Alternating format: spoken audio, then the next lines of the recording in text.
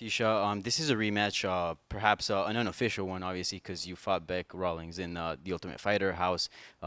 Is this a fight? I mean, you already have a win over her, technically. Is this a fight that you wanted?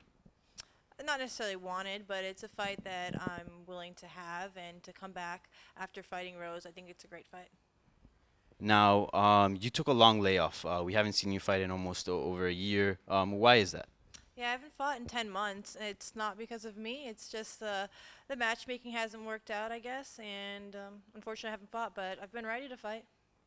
Now, something I've always found interesting is that you've been also going to school as you're competing in the highest level of MMA. How has that experience been like? It's been a tough one, it's especially with time management, but I'll be done with my master's in May, and then I'll be able to refocus solely on fighting again. Has that been tough though to sort of manage both things? Obviously, school, a lot of work, and then fighting, trying to keep competitive is also hard work. Yeah, it's definitely been hard, especially when it does come down to when I have to have the fight because I'm either weight cutting and writing essays or weight cutting and doing my finals like my last fight. Now, you're just outside of the top 10. I believe you're ranked sixth in the UFC rankings.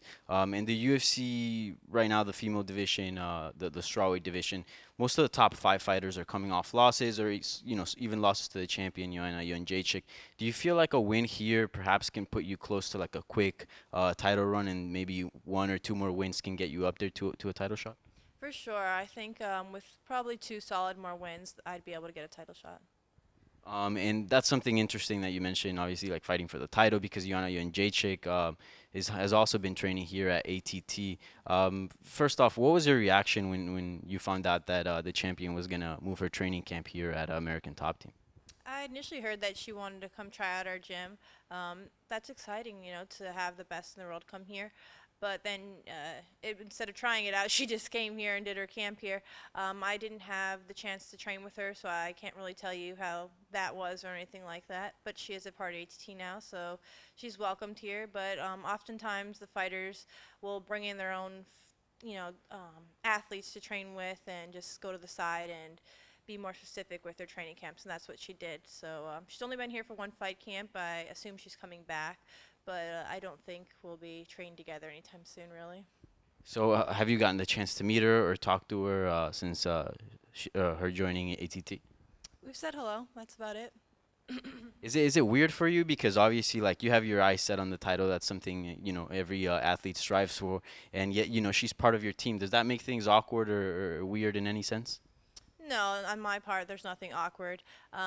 We have like four other strawweights within American Top Team as well, and they're all my friends. So it's a great addition to the team. If she does start training with everybody all together, that'd be amazing to have her talent on the team in that way instead of just specific. But we'll see what happens her next fight camp.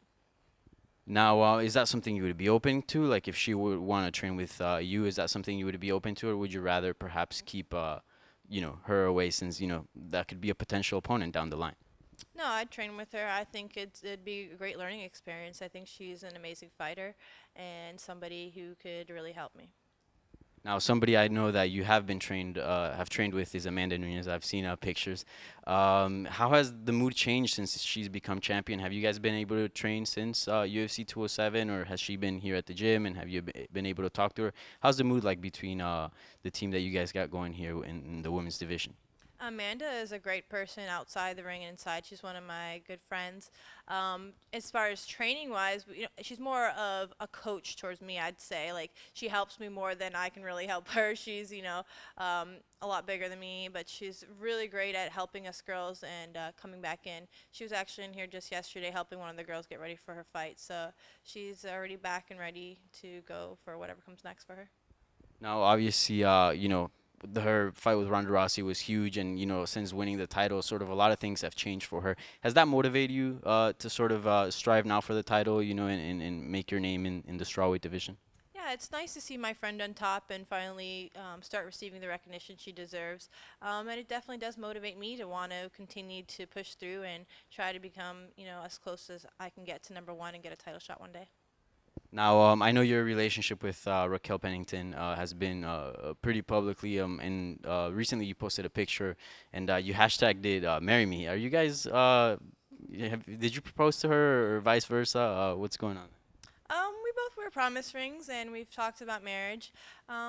I think it's gonna come sooner than later. We're just really, really happy, and we're both motivating each other. And she's been here for my camp, and I went out there for my first week, 4 weeks of camp to Colorado Springs. So it's really amazing having her, and she's an amazing fighter. So I can't wait till she's recovered from her surgery, so she can train with me again. Well, Tecia, thank you very much for your time and best of luck in your fight.